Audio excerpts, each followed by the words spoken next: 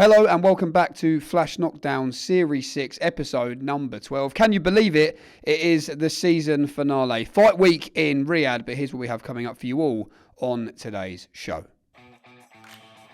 Promoter Eddie Hearn is sure to be in good spirits following Saturday's redemption win with Conor Benn in North London. And of course, he gives his thoughts on AJ versus Jake Paul. One man who wants to fight Conor Benn next is IBF World Welterweight Champion Lewis Crocker, who joins us on the blower. Conor's gym mate Craig Richards is in the studio ahead of his big fight on December the 20th in Ghana. Bam Rodriguez joins us over in Riyadh ahead of his super flyweight unification this weekend. And of course, there's all the usual chat, quiz and much more coming up. You know what to do. Don't go anywhere. Well, as you'll notice, there is a change in the hot seat today. Mr. Jamie Ward, his own podcast for the season finale, he's late, so I've had to jump in. Apologies about that, Ed. That is absolutely disgraceful. And that just really goes to show you what I was worried about, what the team were worried about regarding Jamie Ward. I mean, a couple of decent performances. We know that he just wouldn't have been late previously. And this is a sign of the times. Obviously, we'll have to be having words. But this was inevitable, Scott. I've got to be honest with you. I think he's on a final warning already, Ed. So could this be activated? Well, that's fantastic. Unfortunately, he's quite good. If he wasn't very good, generally, that would be fantastic. We've issued the final warning. It would just be a mere text to say cheerio. But unfortunately, he's actually quite good at his job. So we might have to make it a double final warning. Well, Ed, only one place to start. Cracking night on Saturday, Tottenham Hotspur Stadium. Where does that event rank in your list of promotional events you've put on to date? Right up there. I mean, for so many reasons. I mean, obviously, personally, and for Matchroom, the night was sensational. 2 victories over Queensbury. It's quite funny. I was actually thinking to myself, when we get beat by Queensbury, it's all over the internet. Like the comment sections are like, Matchroom lost. And actually no one's talking about the fact that we had 2 fights against Queensbury on Saturday and won them both. It's like, I feel like, and I want to shout that proudly because we had a bit of a bad run against them, but we're coming good. And hopefully that will lead into a 5v5 as well. But Ishmael Davis against Sam Gilly, fair play to Sam Gilly as well. It's a tremendous fight. I thought Ish won by a couple of rounds, but a lot of people had it very close. And when we heard that and the new, it was a wonderful feeling because he's been through it, and that fight, like I said in the interview after, that was absolute, excuse my French, shit or bust for Ish. It really was, it would be very difficult for us to keep him on the roster, keep him on the TV shows if he would have lost on Saturday night. I'm so pleased he did the business and we can really kick on now. Jack Catterall, again, massive credit to Echo Esserman. He was out of the fight. Just didn't give up, started to, win rounds after looked like he was finished. And then just a devastating finish from Jack Catterall and a massive statement. And then, of course, the Destroyer or the Don, as you might want to call him now, Conor Benn, who's just elevated himself as probably the biggest star in British boxing right now outside the big 2 heavyweights. And it was just a wonderful performance, wonderful moment. The ring walks, the crowd, the atmosphere, I think all combined with the undercard and everything. It was just a really, really special night. A more composed, disciplined Conor Benn this time around. That was presumably the game plan going into this one. Yeah, it's exactly what he needed. I always felt that pound for pound, Conor Benn is on another level to Chris Eubank. But we know that with the weight, that was the whole idea of making this a very competitive fight. The fact that we had to move up 2 divisions. I think both guys were in tremendous shape. If you look at the way Eubank was at the weigh-ins, he was completely different at this weigh-in versus the fight before. He was really struggling last time. He looked really good at the weight this time. You could see at the weigh-in, he looked healthy. But I always knew that if Conor Benn boxed to his ability and boxed to the game plan, he would have no problems dealing with Eubank Jr. And that's what we saw on Saturday night. Just someone that was a level above him. And probably someone that had kind of grown into the weight a little bit more, obviously, in his second fight. And, I thought it was a wonderful performance. But there's so much more to come from him, so many more levels to get to. Do you think, in reflection, the first fight maybe added to the miles on the clock for Eubank? Oh, without a doubt. There is no doubt. Look, you could see that was a man at the back end of his career on Saturday. Don't get me wrong. It didn't matter whether he was 50% better, 100% better. He wasn't beating Conor Benn on Saturday. He didn't win a round. So, But that first fight, and I said that coming in, I truly believe this would be his last fight on Saturday. And I also, Conor Benn said in that press conference, I took your soul in that last fight. And honestly, that's what he did. Those kind of fights, you don't recover from fights like that in the backstage of your career. And as tough as Eubank is, he's not the same fighter after that war that Conor Benn gave him. And, as you say, you may have won the battle, but you didn't win the war. And that was a case of the two fights because the piece that was removed from Eubank in that first fight will never be returned. Did you speak to Junior after the fight? No, I've not spoken to him after any fight. I mean, I give him all the respect in the world. He's a fighter. He's a very tough man. But, look, I'd like to think that we played a small part to give both guys just a wonderful opportunity. Both guys made an absolute fortune. They're going to go on and live a great, great life. But, I think that's, obviously that's for Junior. That's probably the end of the road for him. We're just getting started. I mean, Conor Benn right now is red hot in the game. And you saw the energy that this guy brings, the way that he fights, the look, everything. He's the full package. And we've got a massive future ahead. The next steps are going to be really interesting and really critical. We just got to, I said to him this morning, I spoke to him. He was showing me one of his new cars that he's just picked up this morning. And I said, the great thing is, the trouble that you had and the financial position that you were in has actually geared you up for this moment, because I think if he hadn't gone through that, he probably would have spent it all this week. He was a little bit wild with the money coming through, and now he's got this real humbleness about him that is a case of, I know things can be taken away from you very quickly, so I'm going to be smart with it. And I think he's mentally really set up for this point now in his career. Not complacent, humble, hardworking, at the peak of his powers, physically, emotionally, mentally. And 2026 is going to be massive. We understand it could be a venture back down to 147. How hard is that going to be for Conor to make? He hasn't made it since, I think, the Van Heerden fight in 2022. Yeah, it's going to be tough. I mean, I think, the science tells us he can do it. And when you've got someone that's as disciplined and hardworking as Conor Benn, you tend to listen to the science because, if that's telling you can make it, he's got the work ethic to deliver. He's going to have a little break now, nice rest with his family, and then that will be the next move, just bringing the weight down. Obviously, he's built quite a little bit of lean muscle there. So, I'll leave that to Dan Lawrence and the team to how that's going to happen. I mean, ultimately, we know that, 150, 151, 152 is not going to be an issue to get to because he wasn't a million miles away from that in camp. But back down to 47. It's not just a case of making it, it's performing there as well. So he's very confident he can do it. There's some tremendous fights that are easily accessible in that weight class. And if it's physically okay, that's where you'll see Conor Benn next. Presumably the most accessible fight would be against Lewis Crocker, our IBF world champion. Is that one that's already been spoke about in the days leading on? I think I saw Lewis Crocker's post on Saturday. It's like, my name didn't get mentioned much. And I think that's really down to Conor's fascination with the WBC title. Honestly, he's not really talking about the Haney-Norman win. He's just been talking about Barrios because his dad won the WBC title and it's in his head from when he started his career. I want to win that belt. There are rumours about Barrios fighting Ryan Garcia, but don't forget, Barrios has to fight, Garcia. I think he's got mandatories coming up. Then you've got Rolly Romero's got to fight Giasov. So it's interesting right now. And certainly the most easy fight to make right now is the Lewis Crocker fight. So, the plan to speak to Conor and the team over the next week or so, but he does have this fixation with Barrios and if he's available, that will always be his first choice. So we'll have to speak, we'll speak to Louis de Cubas and everybody. But yeah, Crocker is a fight that I really like. I mean, we could make that fight, for March now.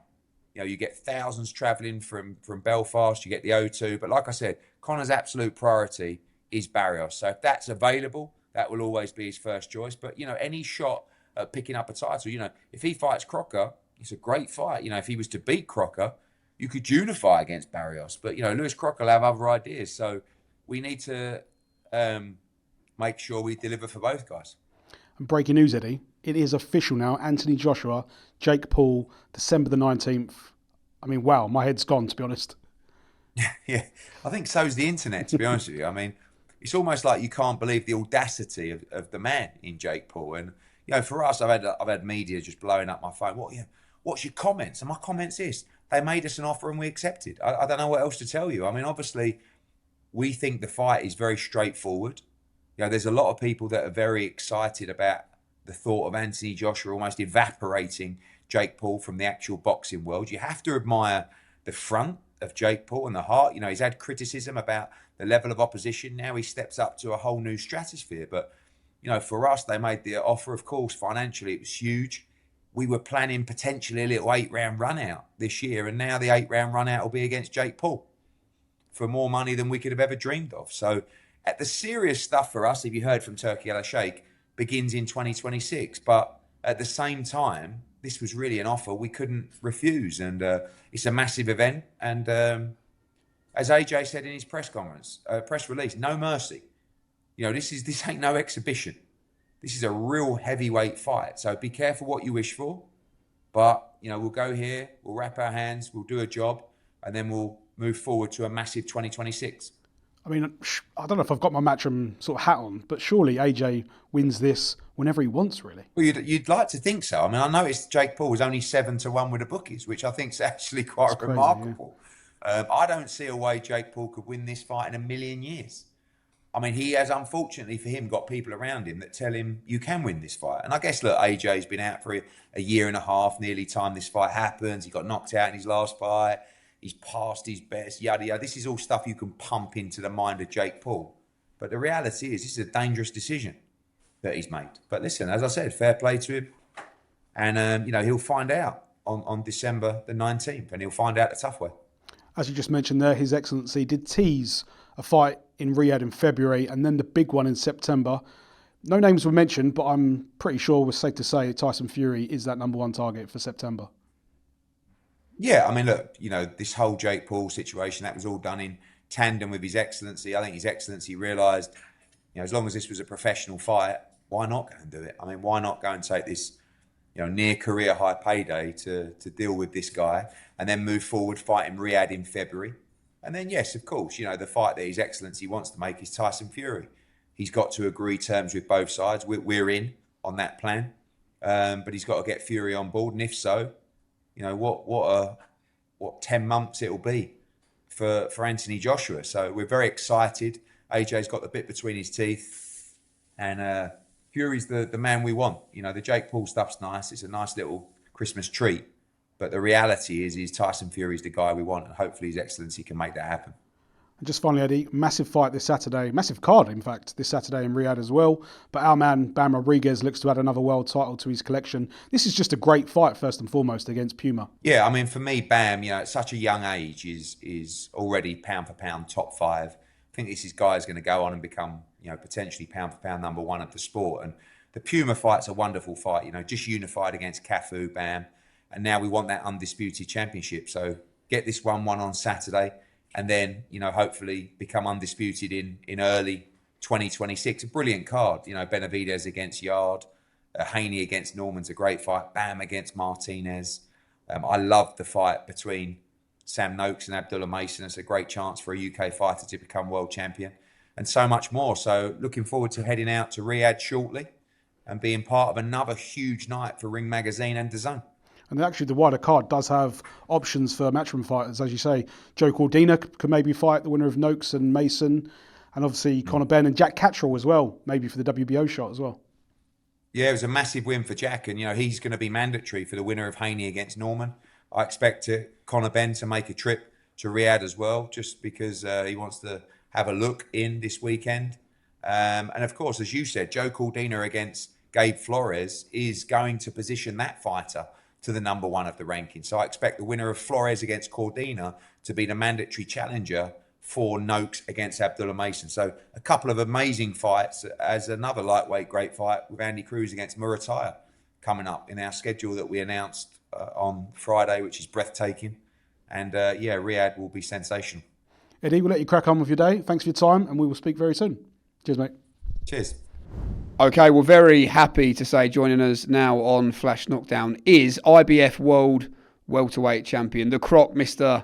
Lewis Crocker. Look, I can't believe, Lewis, it's been a couple of months now since that magical night at Windsor Park. Even from the build up to what you did in the ring that night, the post-fight interview, the celebrations. How do you look back now on what was such a special night for you? Oh, mate, it's been amazing. Anytime, like even if like see a clip or something from the fight, I never missed to watch it back again, and it was just incredible, mate. So it was just everything about it. Like to say, like to be a part of like the biggest Irish fight of all time. First world title fight at Windsor Park, first All Irish world title fight, and to get the victory as well in front of my home fans and all. What a night, mate. In terms of what made it extra special as well, look, in the build-up to that fight, you said it yourself, Lewis, nobody's given you a chance in the rematch. It was all about the ways that people saw Paddy Donovan winning the rematch. Let's be honest, that's what all the talk was from the pundits and boxing experts, I guess, in the build-up. Do you think that made it more special with how wrong you proved so many people?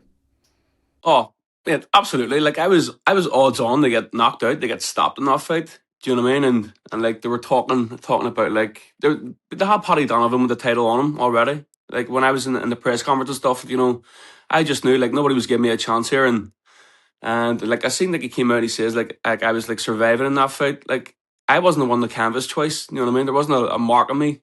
Like I seen like he says like he convincingly won that fight.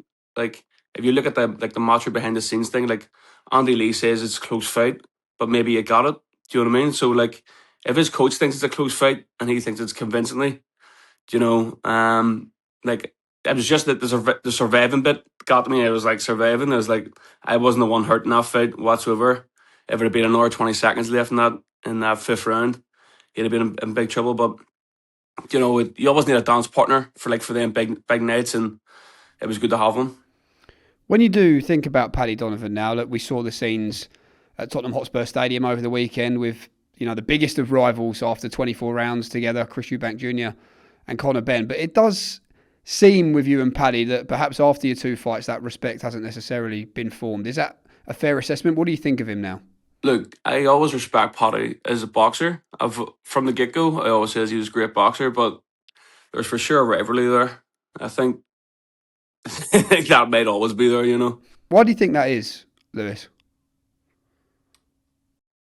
Do you know what? I think a lot of emotion, obviously, in boxing and fighting itself. And I just think with them two fights, and like after the first fight, how it ended, it probably like had just a lot of like, he should have thought he won, which it was his fault that he didn't win.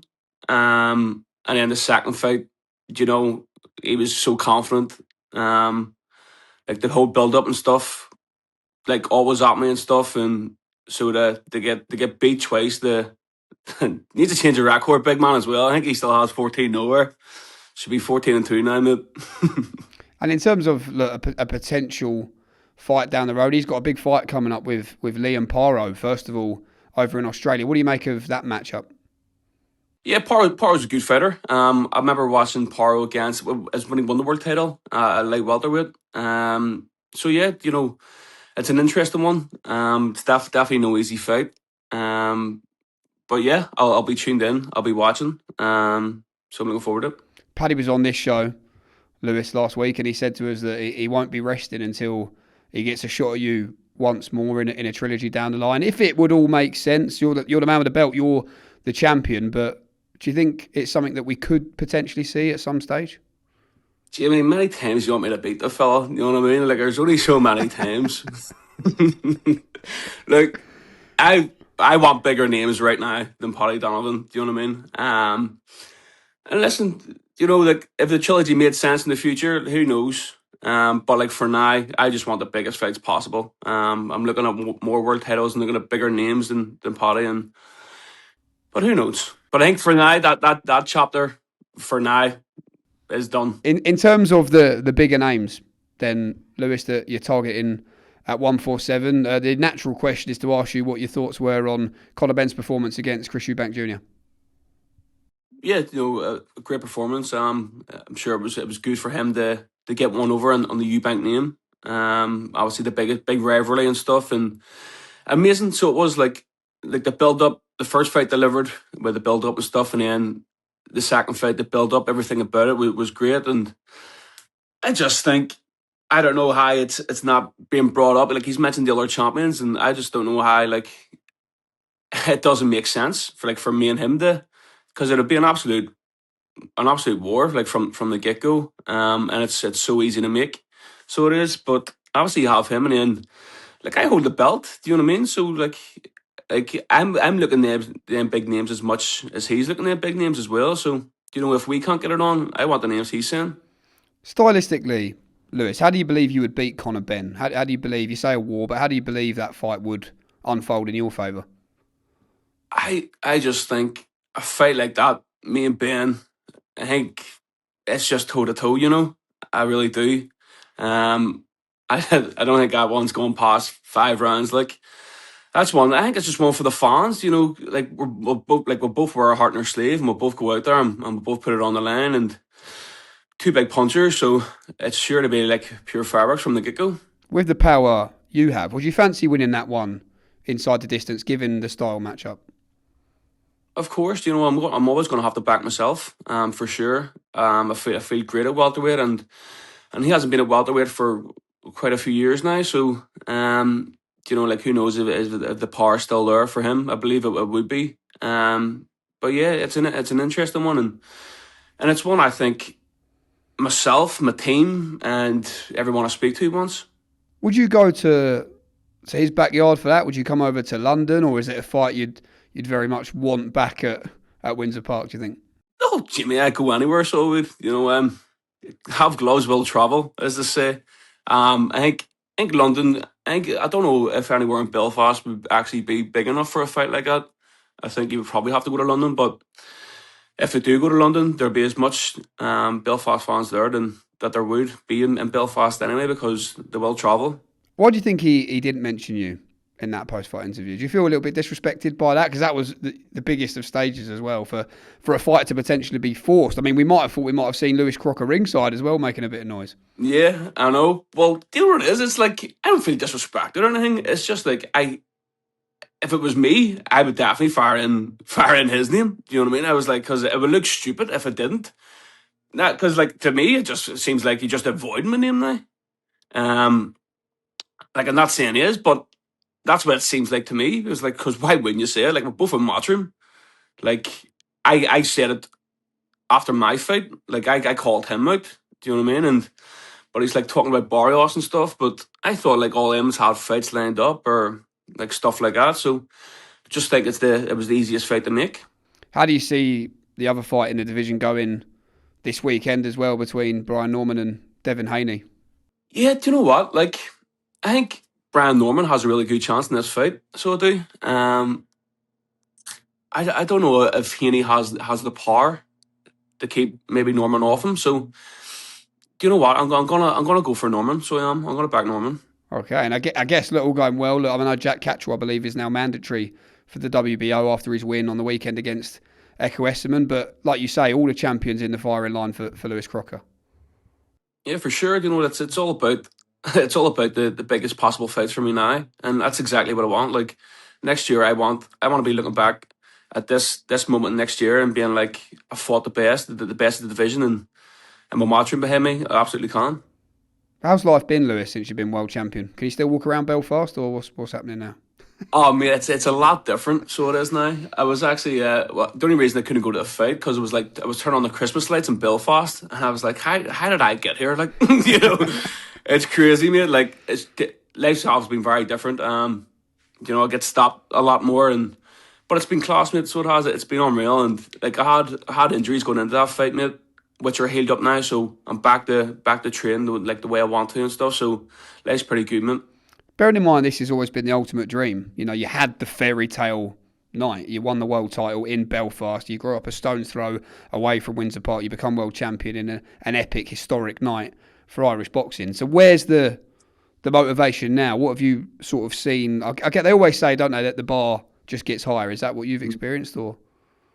Oh, definitely. Do you know what I mean? Like, as much as I won my world title, I have achieved my dream. Like, I want to be financially stable, like, going forward for the rest of my life. So what that's about is like getting the biggest names, and you know, like I thought like win the world title, and you know, like that is the dream, obviously. But now I want to become unified. I want to do it all, Jimmy. The world's my oyster, and next year is one that I'm really looking forward to. I know we very well may use this, Lewis, on social media. I'm not going to ask you to sit here and call out Conor Benn. I know that's not really a style unless you're post-fight interview having just won the world title at Windsor Park. But do you have a message for him, for the fans? Look, why do we need to see this fight? Why does it make sense? Just tell us and tell him. Look, when was the last world title welterweight fight in the UK? And especially against two like heavy punchers, and I think it's just like for the fans. For the fans, I think that's the most like Barrios drew with Pacquiao. Pacquiao was 46 or something. You know, Rolly Romero's took up.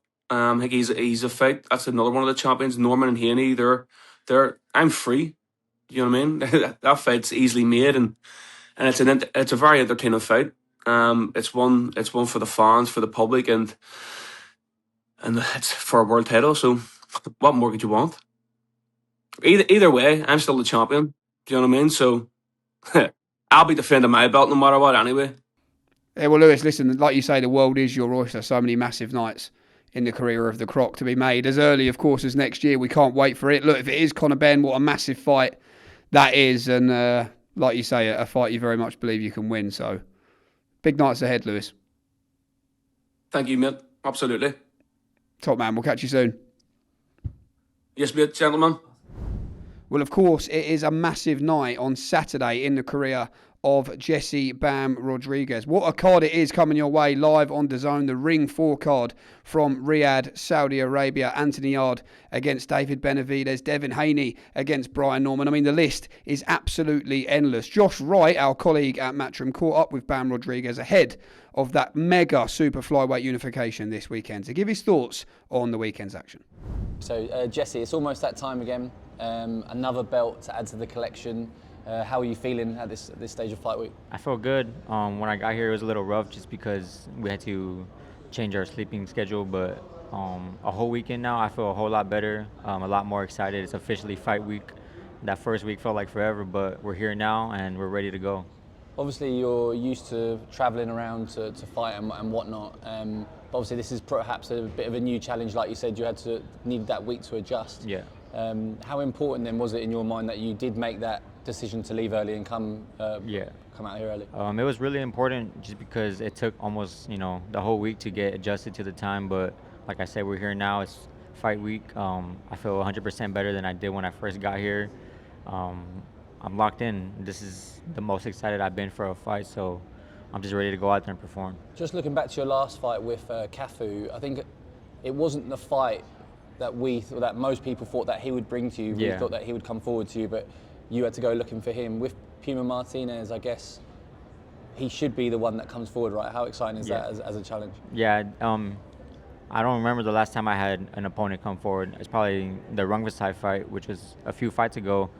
So that was probably the last time I had an opponent come forward, and I had fun in that fight. So if Martinez comes out the way we expect him to, it's going to be a fun night for myself. Why do you think it is that these fighters who do tend to come at their opponents, but when they get in the ring with you, it seems to change? Why do you think that is? I'm not sure. I guess maybe they feel my power in the early rounds and switch mindsets. I don't know. That's something you would have to ask them, but I adjust to anything, so I can go out there and get them out. Is that what is quite pleasing then, that when people do go on the back foot and you have to hunt them down, you've shown that you're still able to go out there and get the KO, you're able to break them down and finish them? Yeah. I mean, like my last fight against Cafu, we expected him to come forward, and the whole fight he was backing up or staying on the ropes the whole time, and I was still able to break him down and get him out before the 12th round. You're already in that pound-for-pound list. Where do you think you would be by winning adding another world title to your collection this year? Definitely, if I go out there and stop Martinez, that'll bump me up to number 4 for sure. Is that important to you, that list? Not obviously the belts are the most important thing, but Yeah. Is that something that you sort of keep an eye on? I wouldn't say it's important, but just to be on that list with the names that are on there as well, it's a pleasure. So knowing myself, I want to stay on that list for as long as I can, and just come Saturday night, that's one more step to bumping up to number 1. I've been speaking to a few fighters in our recent fight weeks that we've had about you to try and gauge the opinion of other fighters what they think of you. Like I've spoke to Shakur Stevenson, Boots Ennis, Ben Whittaker back in the UK, and all of them, like you can see their faces light up when I mention your name. Is that something that you enjoy, that peers that are on your level are sort of talking about you and are so happy to see you do well? Yeah, that's badass, just because those fighters that you named, I'm huge fans of as well. So the fact that they even know who I am, that's a huge blessing as well. But for them to appreciate what I do inside the ring makes it that much more better. And yeah, I mean, it's a huge blessing for them to appreciate the work that I put inside the ring. I think it's even more impressive that obviously you're in the lower weight classes. It tends to be harder to get that sort of recognition, but you're sort of breaking through that barrier, aren't you? Yeah, that's true. You know, a lot of fighters at my weight don't get recognition at all.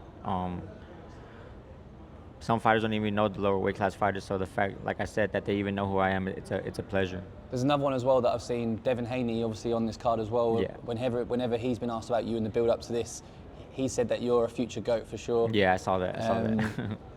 How excited are you to share the same card as him and also all the other fighters that are on this card as well? This is a badass opportunity just to be on the same card as David Benavidez, Devin Haney, Abdullah Mason, all four of us on the same card. That's something that fight fans dream of. That's something that you don't see very often. So the fact that I'm a part of something so huge in the sport of boxing, it means a lot to me, and I want to go out there and make sure I perform at my very best and impress the fans. All being well, you win on Saturday. That leaves only one belt left at in the super flyweight division. Yeah. How's the body feeling? How much longer do you think you've got at this weight class before we have to see you move up once again? Honestly, my last weight cut was my easiest. This one's looking just the same, so I feel like I have one more weight cut in me to get that last belt. And is that has been the message? And as soon as you win, you just want to get that fight locked in early as possible for next year? Yeah, of course. Whenever it presents itself, I'll be more than ready. And in terms of the future, I guess you might have an eye on the December 27th card. Obviously, there was talks of you potentially fighting Nakatani next. Yeah. Obviously, that didn't happen. Him and Inoue on the same card. Will you have your eyes on that sort, just to see how the things go there? Yeah, just as a fight fan, tune in and watch the fight, see how it goes. That's a huge fight that the whole world wants to see. So I just want to tune in and watch some boxing as a fan. What are the plans for Jesse after this fight? We're kind of halfway across the world already. I know you like to go to Japan after your fights. Is that on the horizon this time or no, back home? Well, right now the main goal is handling business, and then I'm going to head home and hopefully catch my son being born, because he's due a day before my fight. So I told my girlfriend I'll hold him in, and if not, then I want to go home and just hold him for the first time. How is that difficult then to deal with? Are you because the time zones are so crazy, right? Yeah. From here to where you're living back home, is that difficult to deal with? Or it's not too difficult. When I'm awake, my girlfriend's awake. Right now she's asleep. So I mean, there's times where we're not able to talk, but if anything, my mom's gonna update me. So I'm not worried about what's gonna happen. I know she'll be in good hands no matter what happens. But hopefully he does wait for me. I feel like he will get the job done and go home and see him be born. And that'd be a nice little celebration, bring home an extra belt for the family. Yeah, of course. I mean, that's the main goal. Like I said, we have to handle business first. I didn't come out here for nothing, so I'm going to make sure I make the best of it and go home with this belt. Jesse, wish you the very best of luck. Yes, sir. Thank you. Okay, we're very happy to say our final fighter joining us in this series of Flash Knockdown here on Season 6 is Craig Spider Richards, who has a massive night coming up December the 20th in Accra, Ghana, Africa. Jeez. Making history for Matchroom and making history for himself, he hopes, in the process as well. A South London derby. Yes. Heads to Africa, Craig. Firstly, how are you? I'm all good. Just working hard, training.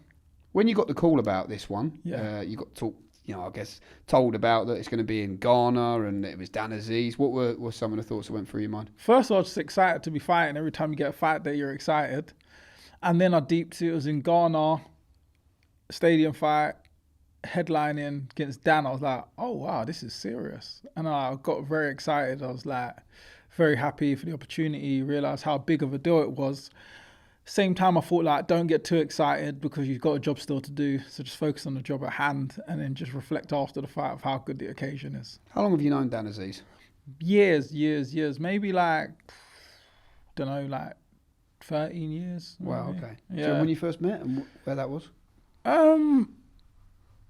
Just normal. He was boxing at the time. I just come into boxing. He come down my amateur club. We were sparring. We used to spar quite a lot, week in and week out. And then, obviously, moving fast forwarding, he then obviously when he was fighting for the British title, he needed someone tall to prepare, I think, for Jose Burton, and I helped him out doing a lot of rounds with him then before his British title fight. And then he refused to do rounds for me when I needed him. And then Okay, what fight was that for? I think it was for the Boatsi fight. I was going to say, yeah. And then, then it's just, now we're here. Why did he refuse to do rounds with you, do you think? I don't know. I think because they're friends. But he said to me, if I need rounds, like, he'll give me rounds back for helping him out. But yeah, he wasn't a man of his word. Where are you at right now, Craig, in your career, do you think? What chapter are we in? I feel like I'm on the best chapter that I could be on. It's weird because as I've got older in boxing, because the thing is, with me, I didn't really have a long amateur pedigree. I only had like 3 years in the amateurs, and I felt like I came in to the pro game, obviously straight away, big promotion company, boxing on Matchroom. You kind of just got to you get straight in the deep end and proving yourself. And I feel like ever since I've turned pro, I've been learning on the job a lot, finding my ways, learning what not to do, what to do. And I feel like I've now full circled, come round back at the Matchroom gym with Tony. And I feel like it's the best version of myself. And I'm looking at the numbers. People are like, oh, you're getting older. How are you feeling? I'm actually breaking all the numbers now. I'm getting my PBs. I'm feeling better in the gym. Sparring's on point. I feel like I'm coming to the best version of myself, which is weird. But maybe because of I'm actually catching up an experience of where I should be compared to the rest of my peers now. Think about amateur and pro, I haven't even had 50 fights. So in that sense, I'm not that experienced. I haven't got a lot of miles on the clock, not a lot of wear and tear. And obviously you've seen my career, I haven't really been in wars to be taking a lot of damage either. So I feel like I've been in the right amount of fights and had good fights, enough to be experienced enough to now go out and progress. When you look at those fights, I mean, you fought big names on massive stages. Dimitri Bivol, pushed him close, didn't you, that night? Joshua Boatsi headlined at the O2. He fought Willie Hutchinson, of course, on the 5v5. And not just to talk about the fights that didn't go your way, but you've always been so frustrated with yourself after those fights because you've just said you weren't able to necessarily just let the hands go in the way you'd wanted to. What do you think, Craig, when you look back now, you talk about experience, has maybe just prevented you getting over that hurdle in those fights when you look back? I personally think like it's kind of different in a lot of the fights that I've come short in. Not necessarily the Boatsi and the Bivol's quite similar. Like I could have been a bit more busy. I wish obviously when Boatsi I had him hurt, I went through the gears. Well, I tried. He's just solid competitor. The Bivol one, definitely my fault because I had so much in the tank. Could have went through the gears, coasting it a bit. Didn't come out of my comfort zone. Could have stepped it up. But the Willie one for me was the only one was different because it just the camp. It was a terrible camp. Didn't train how I knew I should train.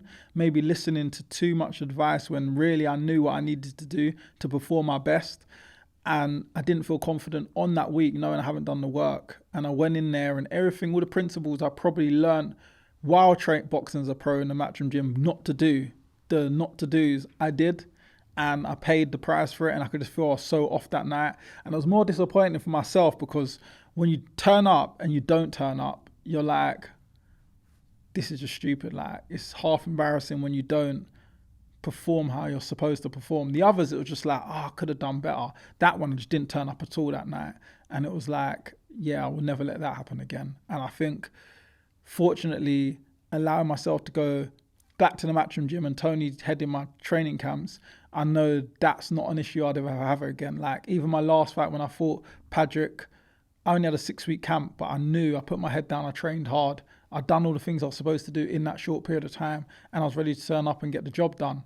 And now I'm obviously there full time. I'll have a lot longer than 6 weeks this time.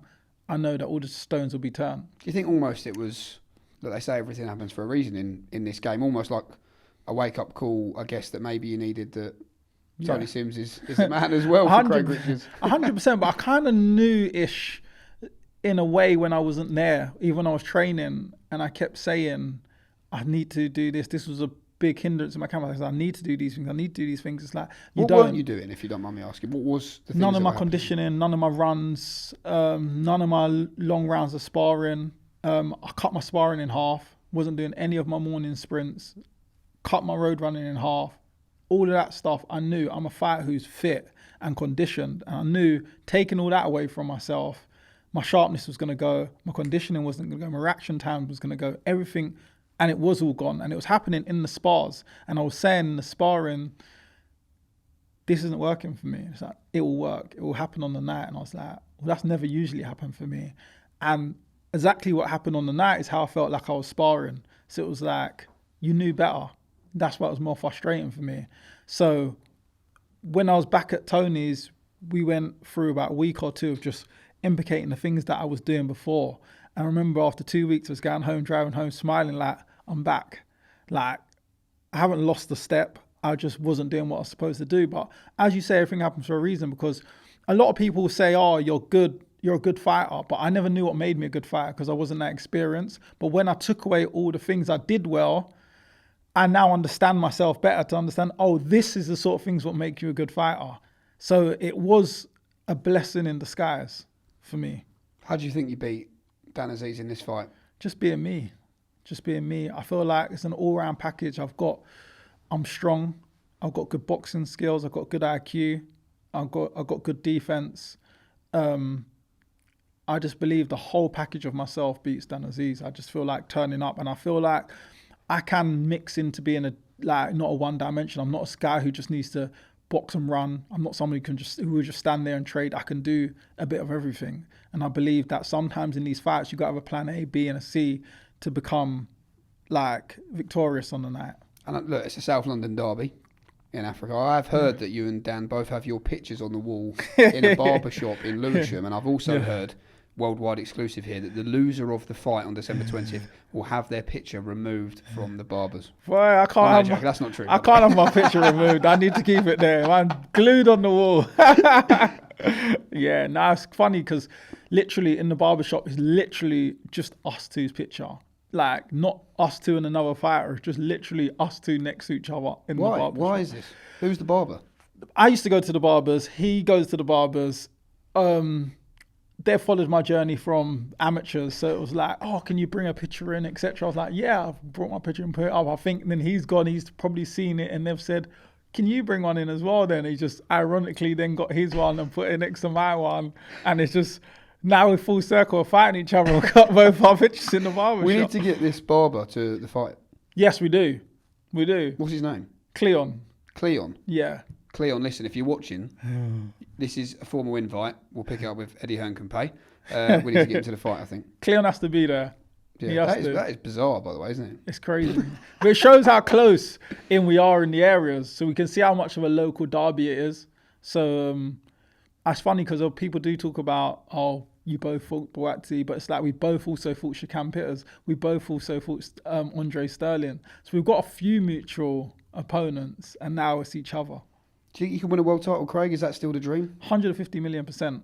Definitely. 100% feel like I could win a world title. I just feel like, even like when I sparred Baterviev over in Montreal, and I was just boxing in there with him, I could just feel like that's where my level was, at that elite level. I just like, yeah, like this one. And I watched others before sparring, and I could just see the level, the gap. And I just felt like me and him were just having such great competitive spars. And I just knew when I turn up, I turn up. And I think the problem with me has been hit and miss. So sometimes I'm turning up on fight nights. Sometimes I'm just like, oh, I'm there. And it's like, oh. So people say, oh, is he all that? Because today he didn't turn up. The next week, I'm in the bookies, I'm the underdog. Then I turn up. Like, oh, he is that good. But it's about now being consistent. Like every single time, just showing the best version of myself. No more hit and miss fights. Just turning up every time till I win that world title. Last couple, just want to get your thoughts on elsewhere in the division. Big fight this weekend, Anthony Yarde and David Benavidez. How do you see that one going? Very good fight. Obviously, we're all rooting for Yarde to bring it home. We obviously want our fellow Brit to bring the title back. Hard fight. Benavidez, they don't call him a Mexican monster for no reason. So it'll be a good fight. They'll clash it out. And with boxing, one punch can always change things. So you can never write anyone off in boxing. It's a good fight. We just hope he brings it home. That'd be a big fight for you as well. Massive. You and Yarde in London? That'd be sick. We can go and headline O2. I'm sure we can do it for the belt. You know, we always said We'd put our friendship aside for a world title, and we'd fight for a world title. And then, I mean, Conor Benn, I mean, in terms of like a spectacle, I know you weren't at the fight, you know, you've got business to take care of in a few weeks' time, but as your long-term friend, you've been there through the darkest of times over the past few years. Did it mean more, do you think, to you as a friend, not just because he beat Chris Eubank Jr., but because it was almost like, after everything he's been through, it sort of all culminated in that moment, didn't it? We were talking about it the other day, and it's just like, there was just like a silver lining in the cloud for him, really, because with everything he went through before the fight, it kind of built this fight to be bigger and more attention and more attraction on the fight. And then obviously the first one not going his way means even more to like make sure he delivers the second time. And I feel he was a lot more relaxed in this camp, more focused, more switched on. I was watching him sparring and I was thinking, this is the best I've seen him boxing wise. You know, he's always quite ferocious, always quite aggressive in the spars, but this time he was quite sensible with his boxing ability like he was on Saturday night. And it paid dividends for him. So I was happy for him to see him. It's watching him grow since he first came to Matchroom as a young boy and develop into the man he is now. It was nice to watch, and I'm just happy for him, really. And just finally, Anthony Joshua versus Jake Paul. What are you laughing at? I think it's... people say I'm 50-50, but I don't know, I'm swaying a bit more towards Jake because he's got the speed. What's your honest thoughts? It's just silly. I think it's just going to knock him out very quick. He can knock him out when he wants to. Unless Jake's put something in the contract to say, look, carry me for 3 rounds, put on a show. Like a little bit like, well, Conor and Floyd didn't put it in their contract, but, you know, Floyd carried McGregor for a lot of the fights and took him out when he wanted to. Unless Joshua decides to carry him for entertainment purposes, I feel he can take him out whenever he wants. How long would Jake Paul last with Spider Richards? 6 minutes at best. At best. But look, we saw what Joshua done to Ngannou. Ngannou's a solid guy. One shot, it was all over. So you can imagine we caught Jake Paul with that. Because Jake Paul did lose to Tommy Fury. And would you picture seeing Tommy Fury with Anthony Joshua? No.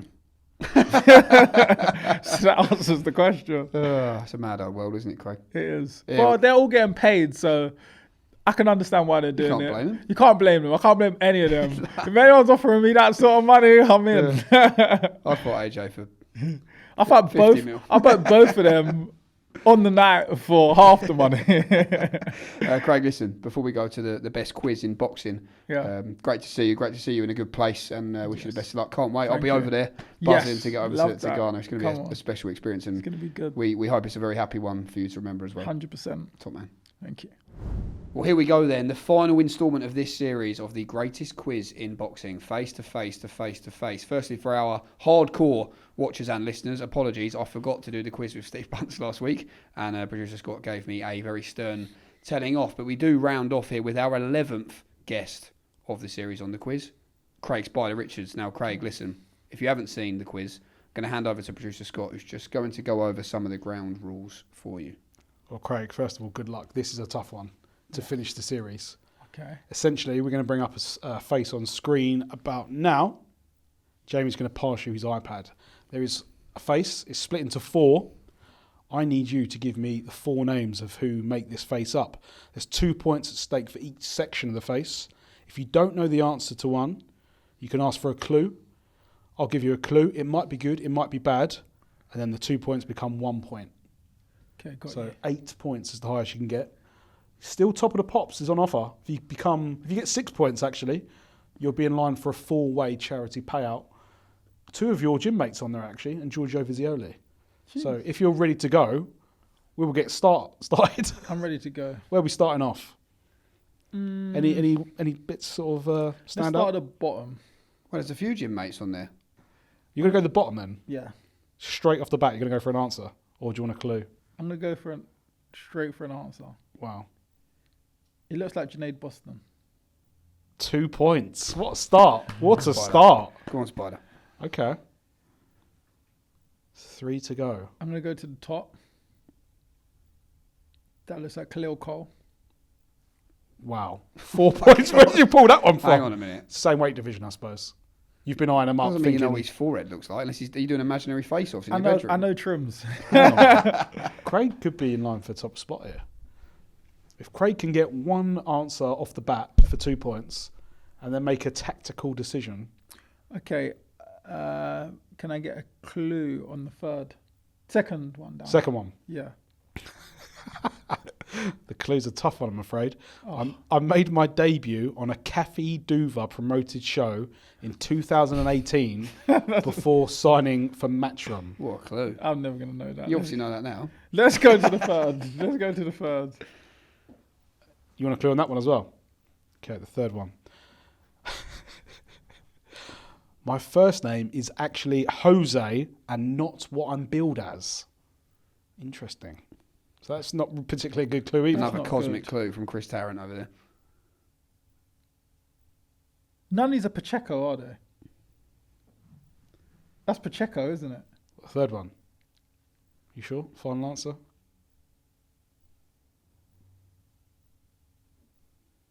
I feel like the second one's Pacheco. The second one. Yeah. Final answer? It's not. No, the third one is though. No, it's the third one. The third one's Pacheco. Because he's named billed as Jose. Sorry, that's the one you're talking about. Third one. It's not, no! Oh, okay. All right, cool. We'll let you have another stab at the second one. It's not. Can I just say something? When I first looked at it, I thought it was Pacheco as well. The third one is actually IBF World Super Featherweight Champion, Sugar Eduardo Nunes. I don't feel any worse now because I was never going to get that. So, Craig, if you get... Oh, no, you can't go top now, I'm afraid. No. You can become second, though, if you get this right. You've had the clue. Oh, I know who number 2 is. Go on. Is this the guy who boxed Crawford? He's got it. Madrimo. Hey! Look at that. Great answer, On Craig. point. Respect. Craig Richards, you scored 5. So you overtake George Liddard in the gym and joint second for the series. Not bad. Not bad. Not the Where, worst. where does that rank for you in career highlight? Not great. Not great. Look at that. Well done, I've Craig. been higher, but I'm not 2 or 4. Last question I have for you, Craig. Why are you called Spider? Because I kept hitting people from different angles, they didn't believe I had 2 arms. So they said he's like a spider. And it stuck. And they just started calling me the Spider. I hated it at first. I refused to be called the Spider, but it stuck with me. Pete refused to change my name, and we're here now. Do you like spiders? Do you know what? Since I'm called the Spider, I've had to get used to them. I cleared my arachnophobia. Yeah. Now I can just take them out of the house. I don't kill them. Put them in the glass. Not like I ever killed them. No, you are at one with the spiders. Not like I ever killed them. I just leave them, but now I remove them nicely. Yeah. Right. I fucking hate spiders. I'm not Yeah, gonna lie. same. Terrified. Hate 'em. Terrified. I used to have stakeouts with them, but now I'm good. Yeah. Yeah. Every time they tell me I've got to interview you, I'm like, That's a liberty. Cheers for coming down, mate. Thank you. thanks for going in, mate. What time do you call this, Jay? In fairness, I know I can already assume that you've been telling Eddie that I was late and that I've gone all big time. That was definitely not the case for the viewers at home. I have, in fact, not gone big time. But I was meant to start at 3. Mate, the call sheet says 2 p.m. Yeah, but I'm as never- it has done for 12 Right, in fairness, episodes. I was going to be half an hour before our first guest. And is that true? I was here half an hour before when our first guest was scheduled in. Yeah, but that's why And Eddie said, now or never, and I was still in the cab. that's why you get here on time, as the call sheet says, because you never know what might change. Was he slagging me off? Yes, you'll have to watch it back. What did he say? You have to watch it back. What a night. What a weekend. Incredible. I mean, what a week. I'm knackered. Are you? Yeah, I mean, to be fair, the events starting late don't help, do they? Yeah. If it's during the day, you could probably get a bit more of your own time and whatnot of an evening. I mean, a lot of the events I won't get home till 9, 10 o'clock at night. And then you're basically up and then cracking on. So it is quite draining, but as you say, amazing week, amazing. It was incredible. I mean, it goes so quickly. At the time, I felt like, blimey, it feels like this is going on forever. It's a long build-up, Yeah. isn't it? It's Do you not think they could do maybe the grand arrivals merged in with a workout? Definitely. Almost a grand arrival, walk the thing, jump in the ring. That's it, 2 in 1. Yeah, it is a long bit. Yeah, well, you're right. No, 100%. I think they could combine the two. But I think also you do get a lot more clips, I guess. You get a lot more social media coverage, a lot more views just to kickstart the week. And they want the longest build-up possible, don't they, really? But it was an interesting week. You know, the press conference was... I remember standing by the side of the stage, and I've got these like noise-cancelling earbuds, whatever you call them. And when I went up to do the undercard, they weren't working. So do you remember the presser got delayed by 15 minutes because of like technical issues? Yes, yeah. I'm assuming that was to do with sound. So when I went up there, I couldn't hear myself. Wow. So I was like, everyone was looking at me, and I was like, oh no. So I felt like I was just going like this. Oh, it was horrible. And then thankfully it was fixed for the main event. But like, when Buffer was doing the intros, I would hear my heart going by the stage. Terrifying. I mean, let's just talk about that press conference. The face-off, the double face-off. Epic. Possibly best face-off ever. Like, ever. Possibly. I mean, yeah, I guess Mate, the only honestly. thing I might have changed is put the dads behind the sons. But it weren't scripted. So, Yeah. So It was ledge. No, it was brilliant. I mean, and Nigel and Chris Eubank Sr. actually seem like they've fallen out again. Have you seen... We've got some good photos. I don't know if we'll release them, but there's some photos. You can clearly see a bit of a back and forth in the ring. And I think Nigel mentioned it at the post-fight presser, and he's since said, I'll never speak to him again. He wasn't happy, Nigel, with the... I think it all went off a bit at the presser, didn't it, with Eubank Sr. And I mean, I remember I was just about to leave the house, and I got a text from Matty Lawless at Matchroom. So this would have been about 4 o'clock. So I'd done all my prep. I'd been doing it all day, just like sort of figuring out what... Was you on time for that media event? I was going to be on time for that, as well? yeah. No, Okay. I was going to be on time for that. And I was just about to leave the house, and I got a text say Eubank Senior's attending, and my head completely fell off because everything, my opening speech, like everything, I had to just completely cancel it all and reword all my questions, think about what I wanted to ask Eubank Senior. It turned out I didn't get to ask him much at all because obviously the second question I asked him, he told me he was done talking and he didn't speak. So that was fun. That's done some good numbers online. You must have half expected that.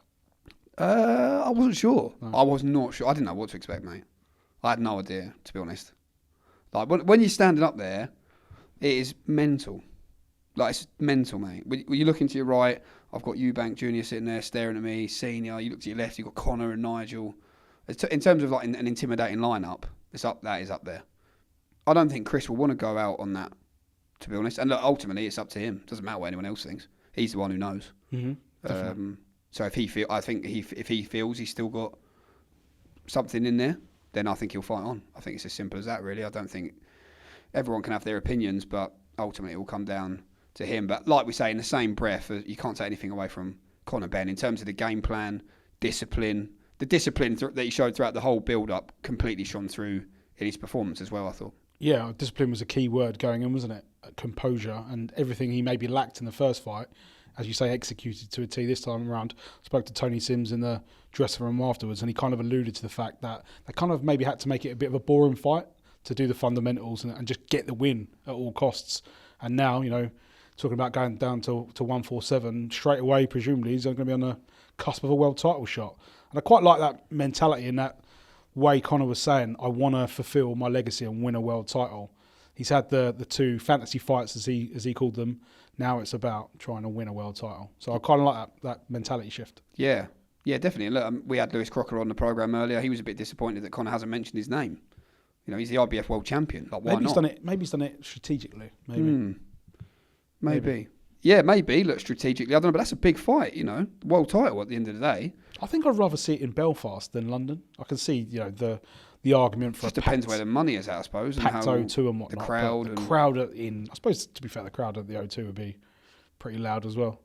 Conor Benn or Lewis Crocker versus Conor Benn at the O2 for the world title was massive. I love that. Does that sell out the O2? Definitely, yeah. I think so. I think Conor's profile off the back of this will go through the roof. Yeah. It was nice to just see Conor with a massive smile on his face in the dressing room after the fight. He's been through a lot. He has. He People really talk has about been the through a obvious lot. and whatnot, but it's obviously a deeper underlying, emotional and whatnot, and his mental health struggled in those dark times. So yeah, to see him come through that, it's obviously fought his case to get the win, and I guess to be able to park this saga in a way. Ever since he's grown up, he's had the Eubank name attached to him. He's got one over for his dad as well, I guess, and that's always going to be there now. So probably a bit of relief as well, to be honest. That it's done. Yeah, I think the year's been massive for him in so many ways. I think in April he regained a lot of respect and love, I think, and admiration from fight fans, not just because of the fight he put up, but how he was after the fight as well, and how gracious he was in defeat. And then I think when you add that into what he did in the rematch and winning, and how respectful he still was to Chris Eubank Jr. after the fight, that was a beautiful scene, wasn't it? When Eubank came over and they hugged, and I think, I don't know if I'm soft, I love that.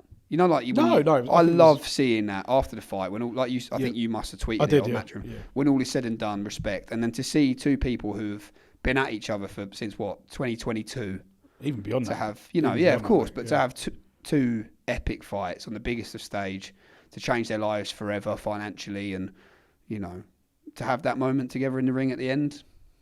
I think that's why we love boxing, really. And I think it's quite nice. It is one apiece. Like just let it be like that. Yeah. Chris, you had your moment in April. Connor's won this one.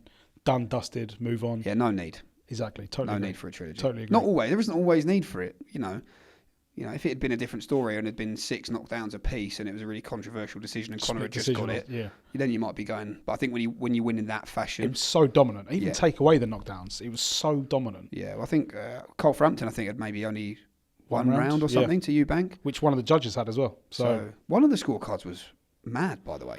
Yeah, one of the scorecards, 110.